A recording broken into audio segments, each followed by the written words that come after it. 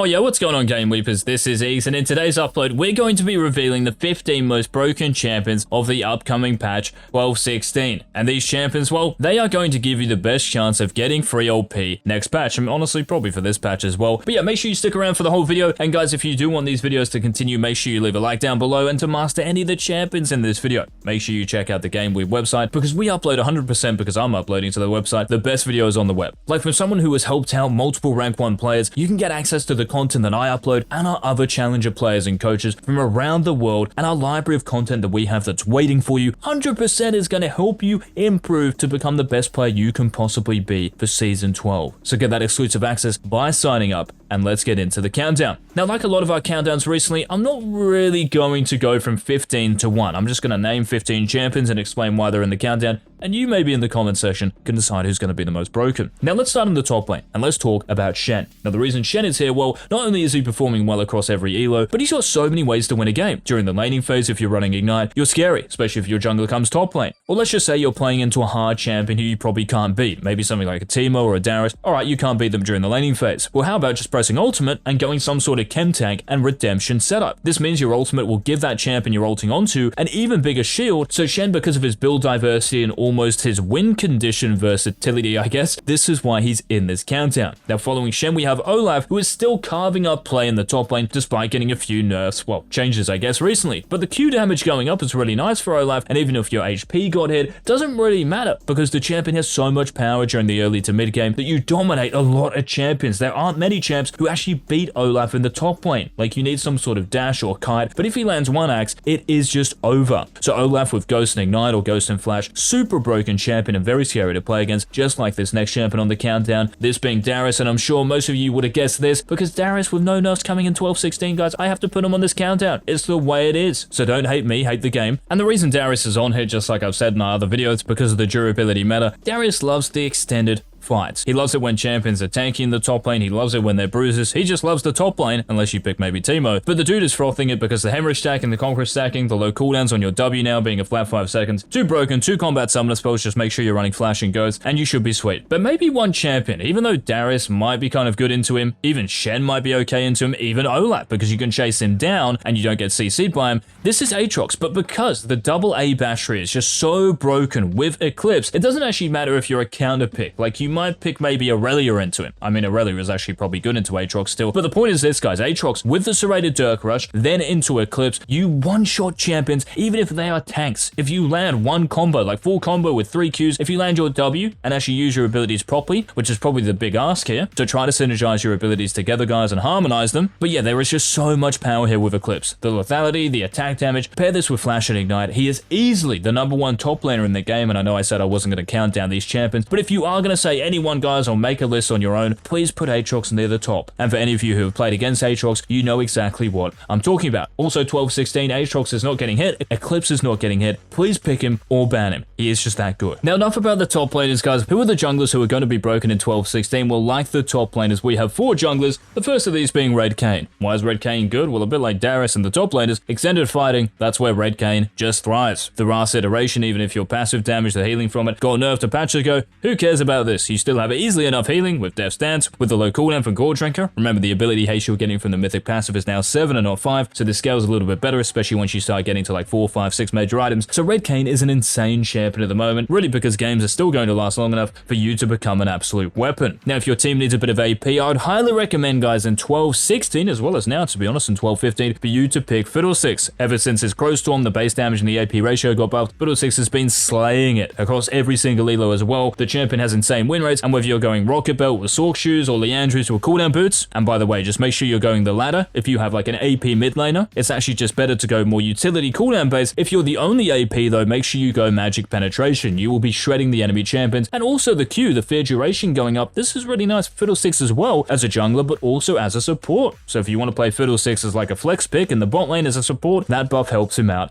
as well. And also the base damage in your ultimate going up, like I mentioned, really good for support Fiddlesticks as well, because you won't be building building that much AP. You will be building way more in the jungle. So Fiddlesticks at the moment just is an all-around champion, super broken, just like Diana. So if you don't want to play Fiddlesticks, but you still need some AP in your team, guys, Diana, please pick her. And she is actually getting changed in 12-16, funnily enough, but in typical Riot Games balanced team fashion, these just sound like buffs, and kind of stupid buffs as well. Because the problem with Diana at the moment is that she can abuse Sunfire Aegis. So these changes, let's listen to them. Your passive damage, the base damage is going down in late game. Okay, but the AP ratio in your passive is going up by 5%. And as far as your EZ AP ratio goes, I don't know why they did this, it's increasing from 45% to 50%. Riot think that when you go Sunfire Aegis Diana, you're going full tank. You're not. You're building Sunfire Aegis with Nash's Tooth, right? And after that, you might go Zhonya's, you might go Deathcat Void Staff, but there are a bunch of items you can go, Shadow Flame. You're still building a lot of AP, so she's still going to benefit from the AP ratios getting increased, and it's not like Sunfire is getting changed in 12-16, so Nash's Tooth, Sunfire Aegis, Diana, still going to be a top tier champion. Kind of disgusting. Now moving on, the last jungler to talk about, this is Bel'Veth, and for Bel'Veth, because your attack range increased, this is really the only reason she's here, and it's probably the only reason she's still an S+ tier champion across like every single elo, because everything else getting nerfed, yes, it did affect her, but like I said, the attack range being what it is, it getting buffed by 50 a few patches ago, and because of your kit kind of like innately, the amount of dashes you have, the knock up, the damage reduction, it's really too much to deal with still, just an overloaded kit, an overloaded champion, and I wouldn't be surprised if in 12-17, Riot looked at Bel'Veth for nerfing her. So yeah, all I'm saying is just make use of her while she's still really good. So Bel'Veth is the last jungler to think about for 12-16. Now heading to the mid lane, guys, we've got 3 champions here. Now the first of these, in my opinion, is probably like a top 3 champion in the game, this being Vex. And yes, Vex has counter picks in the mid lane, like if you pick Veigar, if you pick maybe Lissandra, these champions do well into her, but she's so innately broken, a bit like AAtrox in the top lane, you can blind pick her. Who cares if you get counter picked? The champion with a Q cooldown being on 4 seconds at level 9 is ridiculous. The extra AP ratio as well in your Q means that when you go Sorkshoes and Luden's Tempest, you one-shot every single champion on the map. I don't even care if they're a tank. You deal so much damage, and because you have so much AoE as well, because when you land your ultimate and go in then with your W, and you press that W and you land your Q because your passive procs, it is just GG over for the enemy team. You don't even need your teammates to do anything. The champion is so broken, the wave clear, the pressure, the roaming potential as well with your ultimate. Unlike a lot of mages, you have mobility because of it, so Vex has to be in this video. And that's also the case for Irelia as well, being in the video that is. Now I don't think she's as broken as Vex, but for Irelia next patch, your armor per level going up is really nice, because in the mid lane against attack damage champions, obviously good, and also against ranged champions who for the most part will be AP champions, the actual auto attacks they throw at you, the damage isn't going to stick around as long. And not only that, but your base magic resist is going up by 2 as well, from 28 to 30, giving you an easier early laning phase. So Irelia in the mid lane, look out for her in 12-16. Now the other mid laner to consider for next patch, this is Zed, and really Zed with Scorch. So if you're playing Zed in the mid lane, guys, the reason why he's so broken is because of the Scorch buff, and you might be like, Scorch buff, like it does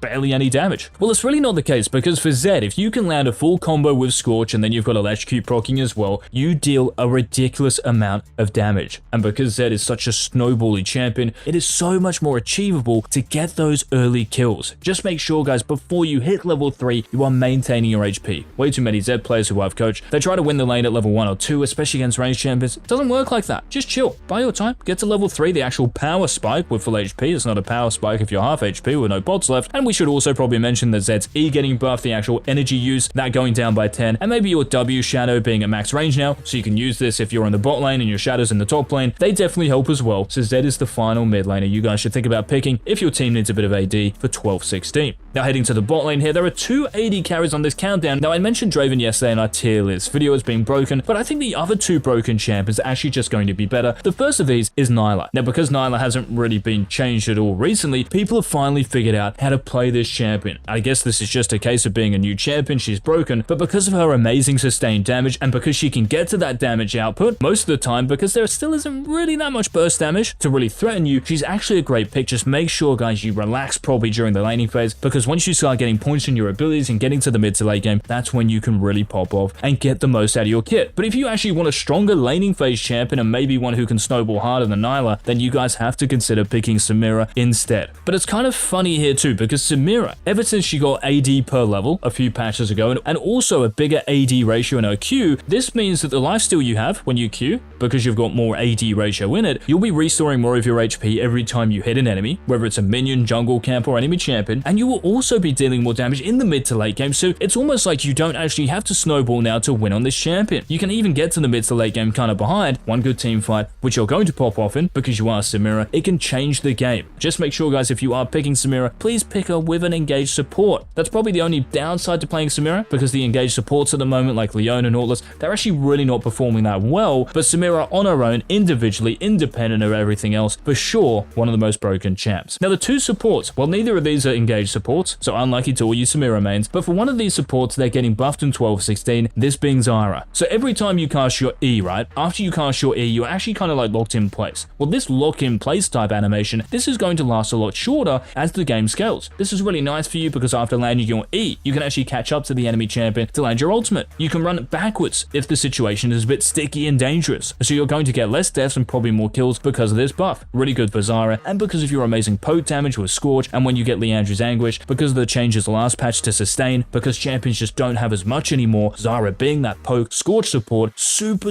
OP at the moment, so make sure she is in your champ pool for 12-16 as well, especially because she's getting buffed. Don't know how that works, but anyway, it's the balanced team. Now, the other support guys to consider picking for 12-16, this is Janna. And I don't really have much to say about Janna, to be honest. It's just the fact she's Janna. Even though she got like 3-4 nerfs a few patches ago, who cares about this? The champion, her kit, it's still too good. Like, I don't know how many of you have played against Janna this patch, but it just feels impossible to kill Janna and her teammates. It's really frustrating to play against. The slows, the mobility, the low cooldowns just get me out. Even the healing from her ultimate. And despite the nerfs a few patches ago that I alluded to, Janna still has like a 53% win rate in higher elos, still really good win rates in lower elos. Please pick this champion while she is still this good. So guys, those were the 15 most OP broken champions for 12-16. These are predictions, of course. 12-16 isn't out yet, so we will have to see how these champions perform, but let's be honest, I'm the nuts at predicting stuff. But anyway, guys, if you did enjoy the video, please leave a like down below. Make sure you hit that subscribe button, because we will be going through those low-key broken, underrated champions we mentioned in our tier list, so you don't want to miss out on that. Hit that sub button, and until that video, this has been... Peace.